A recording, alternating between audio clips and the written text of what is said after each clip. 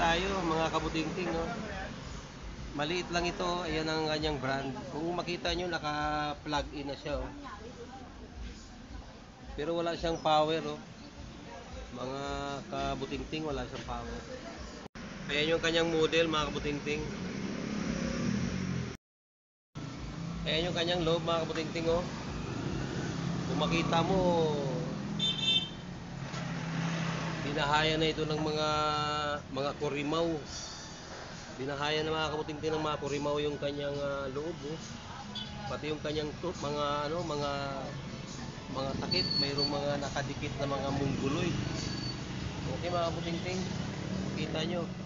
Okay, titignan natin kung magagawa pa ba ang ganitong klaseng issue ng TV na may mga nakatira na. Mukhang ito'y napabayaan. Okay. Ganyan ang kanyang board, oh. Mga kabutingting, voltage measurement tayo.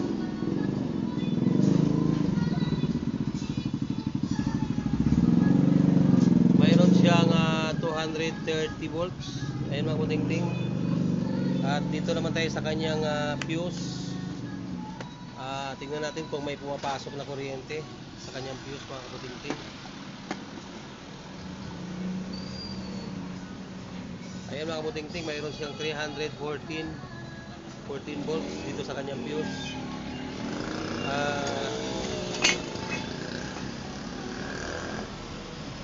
Sa kanyang secondary, okay mga kabutingting, walang secondary, oh. Wala siyang secondary, so meaning may problema yung ating power supply. Iangat ko muna mga kabutingting, titignan ko kung ano ang problema.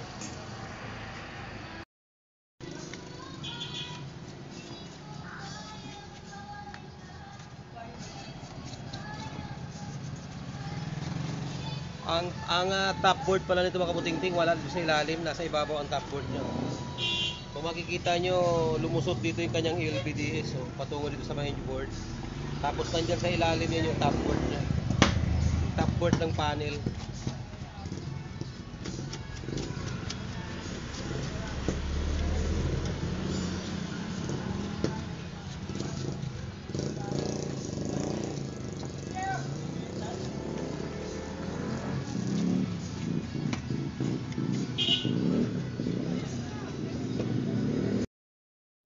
Kung makita nyo mga kabutingting, tinanggal ko na yung regulator. At kung makita nyo, yung kanyang driver IC, ayun mga kabutingting, oh, putok. Nag-init siguro yung mga kabutingting, kaya ganyan lumuwa yung likod. Kaya nang nabahayan ito ng mga hangul, mga alihangul, mga alihangul ang nagbahay ng mga kabutingting. Kung makita nyo, nanggigitata ang kanyang mga piyesa, mga kabutingting. Gawa ng nabahayan ito ng mga alaga nila sa bahay, mga kabutingting. Okay mga kabutingting, convert na lang natin muna natin ng 4 wires kung sakaling gagana pa ang motherboard na. Antabay lang kabutingting. Mga kabutingting, na 4 wires ko na. Kung makita nyo ang connection mga kabutingting, ayun yung kanyang 4 wires module. Yung red sa may regulator, gitna. Dito natin kinabay sa transformer niya. Tapos naka-auto connection tayo. Kung makikita nyo mga kabutingting, mayroon na siyang 12 volts, no? Ay mga kabutingting, may 12 volts na siya, no? Sa backlight niya, mayroon rin 12 volts. Ngayon, titignan natin sa kanyang ilalim kung may standby na. Kung makita nyo mga kabutingting, may standby na siya, oh. Ayun, may red na siya, oh. Ipapower on natin mga kabutingting, titignan natin kung yung kanyang switch mga kabutingting, papower on natin. Titignan natin kung ayan mga kabutingting, switch on ko kung magpapower pa. On. Ayun, nawala na yung ilaw mga kabutingting. Ayun, lumabas na yung prestige mga kabutingting. So power supply lang talaga ang issue niya. Lalagyan ko muna mga kabutingting ng RCA nang malaman natin kung okay ba ang video. Ayan, kung makita nyo mga kabuting-ting, mayroon na siya. Oh. Okay mga kabuting-ting.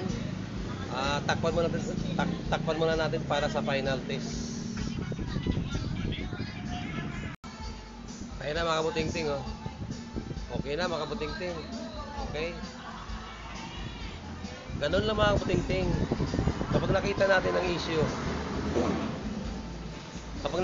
issue, ng TV, lalo na sa power supply na sabog na ang pagmumukha ng driver ay huwag natin patagalin mga kabuting-ting. Palitan na natin ng 4 wires module at nang malaman natin kung okay pa yung kanyang board. Gawa ng alam nyo naman, kung maghahanap pa tayo ng piyesa kagaya nung driver IC na yun, matatagalan lang. Yung may-ari, kahit ganito ang pagmumukha ng TV na to, minamadali din.